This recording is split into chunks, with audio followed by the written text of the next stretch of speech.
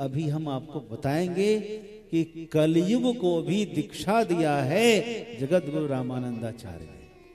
कलयुग ने घुटना टेक कर शिष्यत्व स्वीकार किया है और क्या क्या शर्तें दिया है, हम उसकी चर्चा करने जा रहे हैं। आप जरा ध्यान पूर्वक इसको श्रवण करना। सद्गुरुदेव भगवान की। एक दिन ब्रह्म मुहूर्त में जगत गुरु रामानंदाचार्य स्नान करके श्री राम मंत्र का जाप कर रहे थे। उसी समय में कलयुग आया। कलयुग कौन आया? कलयुग। आहा। परंतु अप्रतिहत तेज से धर्षित चित्त कलयुग की हिम्मत नहीं पड़ी कि सामने जाकर कुछ विघ्न करे। कलयुग तो विघ्न करता है। कलिना धर्म मित्रेण धरेयम बाधता धुना। कलयुग तो अधर्म का मित्र है, धर्म का मित्र नहीं है, धर्म का विरोधी भी नहीं है। ऐसा कहीं लिखा है कलयुग धर्म का विरोधी है, लेकिन अधर्म का पक्षपाती है, पक्षधर है। यहां भी कलयुग आ गया। सवेरे सवेरे जगत गुरु रामानंदाचार्य पंचगंगा घाट काशी के गंगा जी के तट पर बैठ करके कुटिया में माला कर रहे थे। उसी समय में आया और कोशिश कर रहा था कि कुछ विघ्न करें, कुछ छल कपट का आश्रय लें, तो सामने खड़ा नहीं हो पाया। तो जो आचमनी पंचपात्री होते ना, पंचपात्र जिसमें जल रखते हैं और उससे जल से फिर आचमन करते हैं, हर माला के बाद एक आचमन करते हैं, तो उसी में आकर कलयुग छिप गया। किसमें? उस पानी में। लेकिन उस पानी में उसकी कलयुग की परछाई दिखने लगी जगत गुरु को, रामानंदाचार्य स्वामी को, स्वामी जी को कलयुग की परछाई दिखने लगी। सूक्ष्म उससे बैठा था, तत्काल ही अनुभव हो गया कि कलयुग आया है, कुछ कुचाल चलने के लिए आया है, कुछ न कुछ गड़बड़ी करने के लिए। तो उसी समय क्या हुआ कि बड़ी जोर से फटकार लगाई, डांट के पूछता है, अरे तुम कौन हो, क्यों आए हो?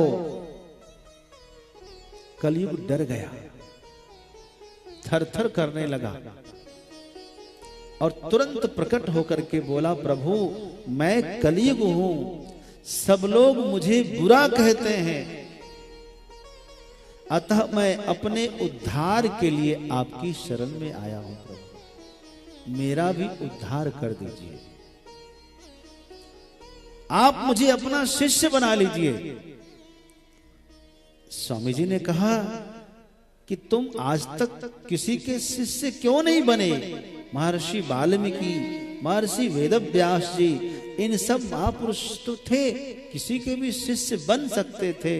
बोले महाराज मैंने कोशिश की उनके पास जाने की, लेकिन ये लोग मुझसे इतना नफरत करते, मुझे इतना बुरा कहते कि मेरी हिम्मत नहीं पड़े इनके पास जाकर कहूं। आपकी दृष्टि में सब समान है, हे महापुरुष मुझे अपना शिष्य बनाइए।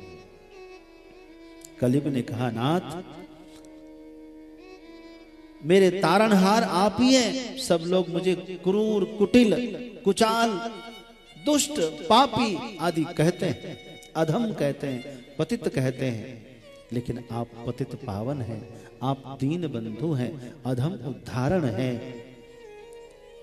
श्री राम रूप में आपने बड़े बड़े पापियों का भी कल्याण किया है, सबको अपनाया है, गीध को, शबरी माता को, गोह निषाद को, किसको किसको अपनाया है आपने। मुझे भी अपनी शरण में ले लीजिए, आप कृपा कर दीजिए। दया आ गई, कलयुग को भी राम नाम का मंत्र प्रदान किया।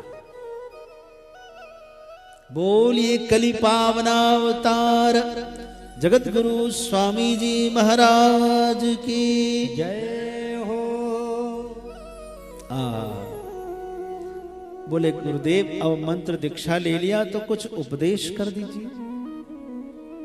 क्या उपदेश है मेरे लिए? कहा सुनो, उपदेश है। साधु भये तुम्हारे गुरु भाई। कलियुग अब तुम मेरे शिष्य हो ना, तो जितना भी साधु संत हैं ये सब तुम्हारे गुरु भाई हो गए। हो गए कि नहीं? बोले हाँ हो गए। तो कभी भी इनको जनि बनियो दुखदाई। कभी इनको दुख नहीं दोगे ना? नहीं, मैं इनको दुख नहीं दूंगा। हाँ याद रखना, साधु संतों को कलयुग कभी दुख नहीं देते। और दोष सहित बहु गुण हूं तुम में, ताते शिष्य बनायो हमने। तुम्हारे में दोष तो बहुत है, लेकिन गुण भी तुम में बहुत है, इसीलिए मैंने तुम्हें अपना शिष्य बनाया है। याद रखना, कलयुग ने वचन दिया गुरुदेव, सूधे साचे संत सुजाना। जो सीधे और सच्चे संत सुजान होंगे, करी है नाम रूप गुण गाना। तिनको कबहू दुखी नहीं करियो,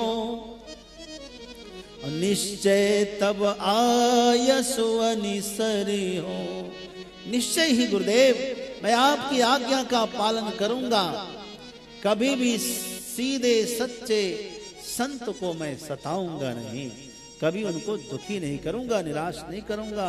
लेकिन यदि कोई साधु बनि माया को संचे, ते मोते एको नहीं बंचे। यदि कोई साधु बनने के बाद माया के चक्कर में पड़ेगा,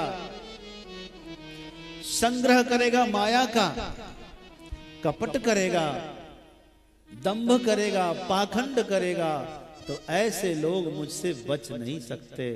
याद रखना, ये कलयुग है।